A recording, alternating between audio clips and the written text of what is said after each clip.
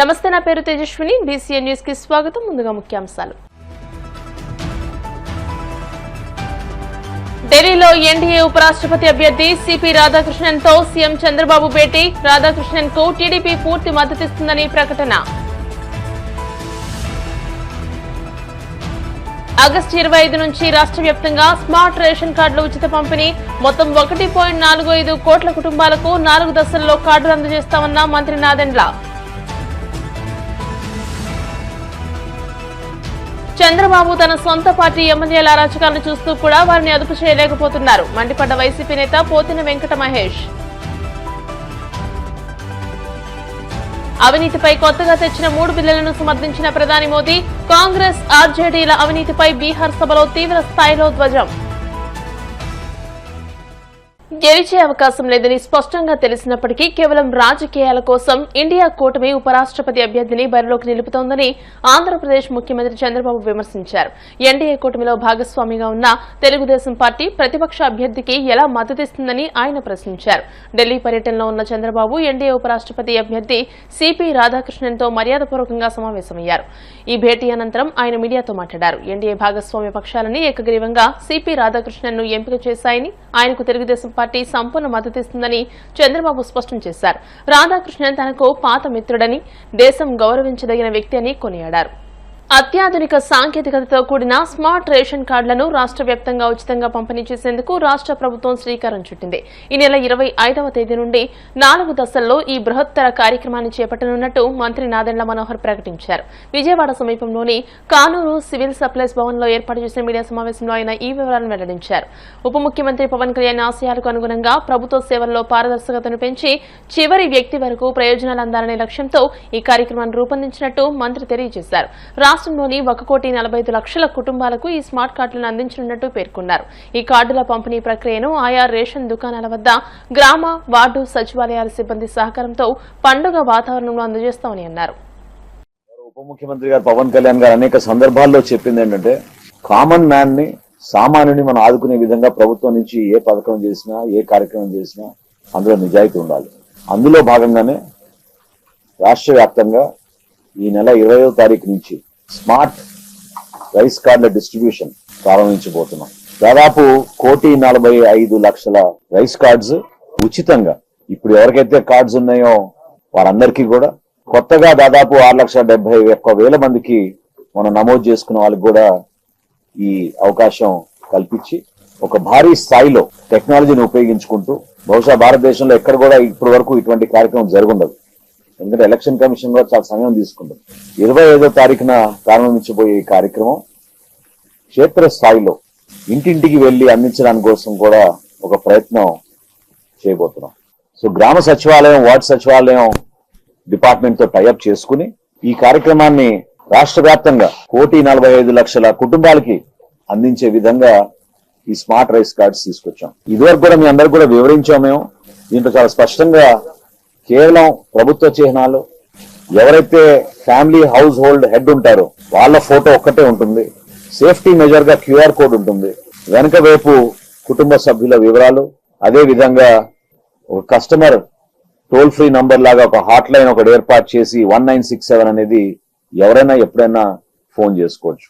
ఈ వ్యవస్థ అంతా కూడా దాదాపు 2 నెలల నుంచి రిపేర్ అయ్యి ప్రింటింగ్ చేయించి జిల్లాల వారీగా సంబంధించిన తహసీల్దార్లకు మండల వారీగా పంపించి, అక్కడ కూడా లాస్ట్ మైల్ డెలివరీ పర్ఫెక్ట్ గా జరగాలి, డిలే జరగకూడదు, మిస్యూజ్ కాకూడదు అనే ఉద్దేశంతో అధికార యంత్రాంగం దీని గురించి చాలా లోతుగా ఆలోచించి, ఇంతకుముందు నేను అన్నట్టు గ్రామ సచివాలయం, వార్డు సచివాలయం సిబ్బందితో పాటు ఆ డిపార్ట్మెంట్ తో టైఅప్ చేసుకుని ముందుకెళ్ళాం.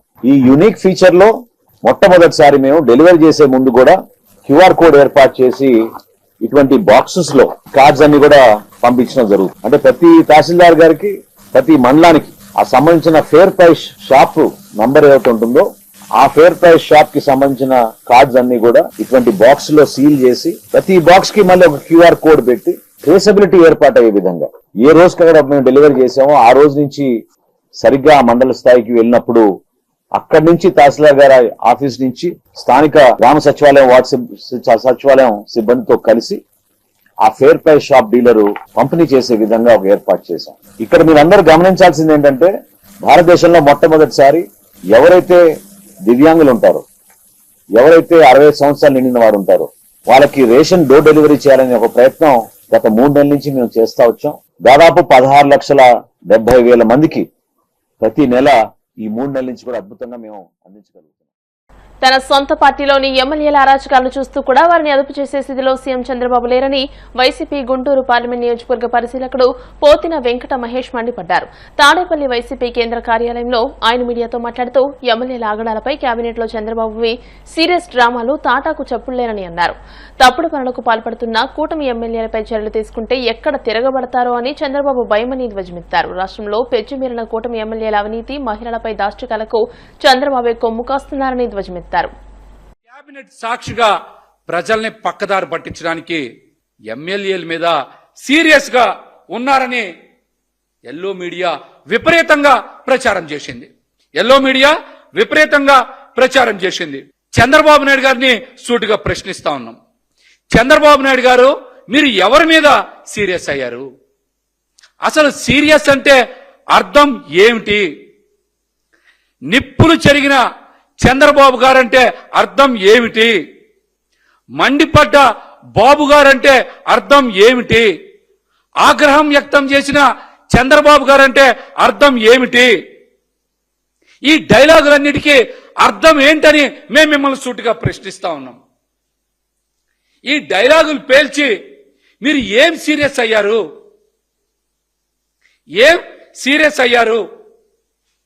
ఈ 15 నెలల కాలంలో చంద్రబాబు గారు అరాచకాలు, అన్యాయాలు చేసినటువంటి తెలుగుదేశం పార్టీ నాయకుల మీద ఒక్కటంటే ఒక్క చర్య అయినా తీసుకున్నారా? ఒక్క కేసైనా నమోదు చేశారా? చట్టపరంగా ఒక్కళ్ళైనా సరే బోన్లో నిలబెట్టారా? ఏ రకమైనటువంటి విచారణ వేశారో కూడా మీరు సమాధానం చెప్పాలని మేమైతే మిమ్మల్ని సూటిగా డిమాండ్ చేస్తా ఉన్నాం. చంద్రబాబు గారు అధికారంలోకి వచ్చిన 15 నెలల కాలంలో తెలుగుదేశం పార్టీ నాయకులు, మంత్రులు, ఎమ్మెల్యేలు బరి తెగించి ఇష్టానుసారం దౌర్జన్యాలు చేస్తా ఉన్నారు. చంద్రబాబు గారు చట్ట ప్రకారం ఎవరి మీదైనా సరే చర్యలు తీసుకున్నారా? న్యాయస్థానాల్లో నుంచోబెట్టారా? ఒక్కరంటే ఒక్కరి మీదైనా సరే మీరు కేసు పెట్టారని మిమ్మల్ని సూటిగా ప్రశ్నిస్తా ఉన్నాం. ఈ అంశం మీద మీరు సమాధానం చెప్పాలని కూడా మేమైతే డిమాండ్ చేస్తా ఉన్నాం. గత వారం రోజులుగా అయితే తెలుగుదేశం పార్టీ ఎమ్మెల్యేలు, మంత్రులు చేస్తున్నటువంటి అరాచకాలు, దారుణాలు, అక్రమాలు, చట్ట విరుద్ధంగా వారు చేస్తున్నటువంటి పనుల మీద పుంకాలుగా వార్తలు బయటకు వస్తా ఉన్నాయి. ఈ విషయంలో చంద్రబాబు గారు ఏం చర్యలు తీసుకున్నారో సమాధానం చెప్పగలరా? ఫారెస్ట్ అధికారుల మీద నేరుగా దాడులు చేసినటువంటి శ్రీశైలం ఎమ్మెల్యే బుడ్డా రాజశేఖర్ రెడ్డి మీద మీరు ఏం చర్యలు తీసుకున్నారు? ఎస్సీ ఎస్టీ అధికారుల మీద దాడులు చేసి కిరాతకంగా వ్యవహరిస్తే ఆ ఎమ్మెల్యేని ఏమన్నా జైల్లో పెట్టారా? ఆయన చేసినటువంటి నేరానికి ఏం సెక్షన్లు పెట్టారు మీరు? నర్సాపురాన్ని జిల్లా కేంద్రం చేయాలని కోరుతూ ప్రజా సంఘాలు, వ్యాపార సంఘాలు, బార్, డాక్టర్ అసోసియేషన్లు మాజీ ఎమ్మెల్యే బండారు మాధవనాయుడుతో కలిసి ప్రభుత్వ విప్ ఎమ్మెల్యే బొమ్మిడి నాయకర్ కు వినతి పత్రాన్ని అందజేశారు. ఈ సందర్భంగా మాధవనాయుడు మాట్లాడుతూ బ్రిటిష్ హయాం నుండి నర్సాపురం సబ్ డివిజన్ కేంద్రంగా ఉందని అన్నారు. నర్సాపురంలో అన్ని శాఖల సబ్ డివిజన్ కార్యాలయాలు ఉన్నాయని, వాటిని జిల్లా కార్యాలయాలుగా అప్గ్రేడ్ చేయొచ్చని అన్నారు. తీర ప్రాంతంలో ఉన్న 5 సబ్ డివిజన్ హెడ్ క్వార్టర్స్ లో 4 జిల్లా కేంద్రాలుగా మారాయని, వాటి మధ్యలో ఉన్న నర్సాపురం సబ్ డివిజన్ కి మాత్రం అన్యాయం చేశారని అన్నారు. ఎమ్మెల్యే బొమ్మిడి నాయకర్ మాట్లాడుతూ గత ఎమ్మెల్యే వ్యక్తిగత స్వలాభం కోసం భౌగోళికంగా అన్ని అర్హతలు ఉన్న నర్సాపురానికి జిల్లా కేంద్రం రాకుండా పోయిందని అన్నారు. జిల్లా కేంద్రాలపై కూటమి ప్రభుత్వం పునః పరిశీలన చేసిన తరుణంలో అందరం కలిసి నర్సాపురం జిల్లా కేంద్రం కోసం కృషి చేద్దామని ఆయన పిలుపునిచ్చారు. ఏదైతే చట్టరీత్యా విభజన చట్టంలో ఉన్నటువంటి హామీలకు అనుగుణంగా డివిజనల్ హెడ్ క్వార్టర్స్ అన్ని కూడా డిస్ట్రిక్ట్ హెడ్ క్వార్టర్స్ చేయాలని చెప్పేసి ఏదైతే నిర్ణయం తీసుకున్నారో అందులో భాగంగా నర్సాపురాన్ని కూడా డివిజనల్ హెడ్ క్వార్టర్స్ ఉన్నటువంటి ఒక నర్సాపురాన్ని కూడా డిస్ట్రిక్ట్ హెడ్ క్వార్టర్స్ గా ప్రకటిస్తూ పత్రికా ప్రకటన కూడా రావడం జరిగింది.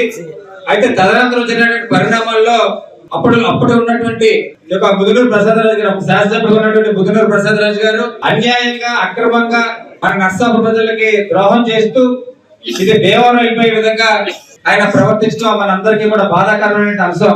దానికి సంబంధించి సాక్షాత్తు ఆనాటి ముఖ్యమంత్రి జగన్మోహన్ రెడ్డి గారు కూడా భీమవరం వచ్చినప్పుడు ఆయన పబ్లిక్ మీటింగ్ లో ప్రకటించారు, నర్సాపురానికి భీమవరానికి 2 బ్యారల్ పెట్టాను, ఎవరికి కేబినెట్ హోదా కావాలో మిగతా వాళ్ళకి జిల్లా కేంద్రం ఇస్తానని చెప్పేసి నేను బ్యారల్ పెడితే భీమవరంలో ఉన్నటువంటి శాసనసభ్యుడు నాకు జిల్లా కేంద్రం కావాలి, నాకు కేబినెట్ హోదా వద్దు అన్నప్పుడు భీమవరానికి జిల్లా కేంద్రం ఇచ్చాను, నర్సాపురానికి కేబినెట్ హోదా ఇచ్చానని చెప్పేసి. ఇది చాలా హాస్యాస్పదమైనటువంటి నిర్ణయం. ఇది ఈ యొక్క కేబినెట్ హోదాకి కక్కుర్తుపడి 2-3 సంవత్సరాలు ఉన్నటువంటి కేబినెట్ హోదా కక్కుర్తుపడి మన నర్సాపు ప్రజల ద్వారా ఎన్నుకోబడినటువంటి ఒక బుధనూరు ప్రసాదరాజు గారి నిలువున మన నర్సాపు ప్రజలందరినీ కూడా ముంచేయటం మనందరం కూడా చూసాం.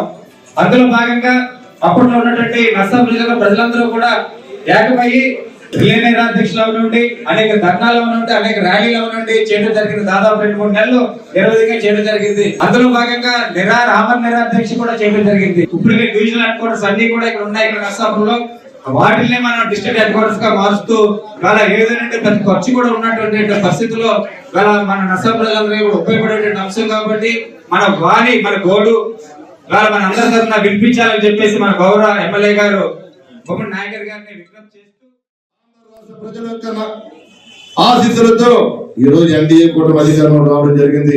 గౌరవ ముఖ్యమంత్రి చంద్రబాబు నాయుడు గారు, గౌరవ ఉప ముఖ్యమంత్రి పవన్ కళ్యాణ్ గారు, భారత ప్రధాని మోడీ గారి నాయకత్వంలో మన ఆంధ్ర రాష్ట్రం రాబోయే రోజుల్లో కూడా అన్ని రకాలుగా కూడా ముందుకు తీసుకెళ్లే విధంగా ఈ ఎన్డీఏ కూటమి ప్రభుత్వం ముందుకెళ్తుంది. జిల్లా పునర్విభజన చెప్పారు, హిందూపురంలో కూడా ఏదైనా కొంత ప్రాసెస్ జరిగింది అన్నారు కాబట్టి తప్పనిసరిగా మన నరసాపురానికి జిల్లా హెడ్ క్వార్టర్ అయ్యే విధంగా మీ అందరి సహకారంతో, మాధవనాయుడు గారి సహకారంతో ప్రతి ఒక్క పార్టీని కలుపుకొని ప్రతి ఒక్కరిని కలుపుకొని జిల్లా హెడ్ క్వార్టర్ కోసం నా వంతుగా నేను పని చేస్తానని చెప్పి ఈ సందర్భంగా అందరూ తెలియజేస్తాను. దీనికి ఏ రకమైన పరిస్థితులు వచ్చినా సరే మరి మీ అందరి సహకారంతో మీ అందరి తరఫున నియోజకవర్గ ప్రజల తరఫున కూడా నేను పూర్తిగా పనిచేస్తానని చెప్పి ఈ సందర్భంగా మీ అందరూ తెలియజేస్తున్నాను. నేను మాధవనాయుడు గారు కూడా, రామరాజు గారు ఉన్నారు, సుబ్బారెడ్డి గారు, మేమందరం కలిసి మరి సీఎం గారి పర్మిషన్ తో మరి డిప్యూటీ ముఖ్యమంత్రి దగ్గర కూడా ఆయన సహకారం కూడా తీసుకుంటా ఏదైతే కమిటీ ఉందో దీనికి నేను ఆల్రెడీ చాలా సందర్భాలు నేను పవన్ కళ్యాణ్ గారితో మాట్లాడుతాం, లేదా చంద్రబాబు నాయుడు గారితో మాట్లాడటం కూడా జరిగింది. ఎందుకంటే మా కాన్స్టిట్యూన్సీ మా నియోజకవర్గానికి రావాల్సిన జిల్లా హెడ్ క్వార్టర్ పక్క నియోజకవర్గం వెళ్ళిపోయింది. మా నియోజకవర్గాన్ని అన్ని రకాలుగా వెనకబడున్నాం. ఏదైనా వర్క్స్ విషయంలో కూడా మీరు చూసి మా నియోజకవర్గానికి మీరు ఇవ్వాలని చెప్పి నేను పలుసార్లు చెప్పడం జరిగింది. మనందరం కూడా మన గౌరవ ముఖ్యమంత్రి దగ్గరికి, గౌరవ ఉప ముఖ్యమంత్రి దగ్గరికి ఏదైతే ఈ కమిటీ ఉందో ఈ కమిటీ దగ్గర కూడా వెళ్ళి మనందరూ కూడా డిస్కస్ చేసే విధంగా కూడా నేను కార్యక్రమాన్ని చేపడతానని చెప్పి సందర్భంగా ఇప్పుడు కాసేపు ప్రకటనలు.